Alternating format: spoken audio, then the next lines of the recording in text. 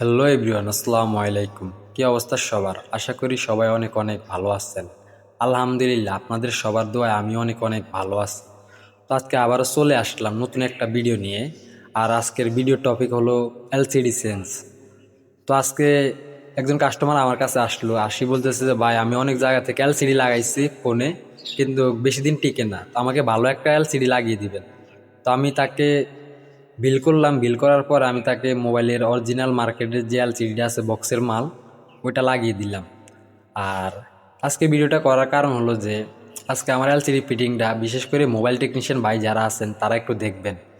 আর দেখে বলবেন যে আমার এলসিডি ফিটিংয়ে কোনো সমস্যা আছে কি না। যদি কোনো সমস্যা থাকে তাহলে কমেন্টে জানাবেন, বা আমাকে পার্সোনালি নক করে আমার ভুলটা একটু ধরিয়ে দিবেন এবং একটু সংশোধন করে দিবেন। আর বিশেষ করে আমার এই ভিডিওটা যারা দেখতেছেন, আমার আশেপাশে যারা আছেন, অনেকে হয়তো জানে না যে আমি তুলাতুলি বাজার মোবাইল সার্ভিসিংয়ের দোকান দিয়েছি। তো আমার আশেপাশে যারা ভিডিওটা দেখতেছেন, আমার পরিচিত মানুষগুলা, তো দয়া করে ভিডিওটা শেয়ার করে দিবেন। হয়তো ভিডিওটা শেয়ার করে দিলে আমার একটু ভালো হবে।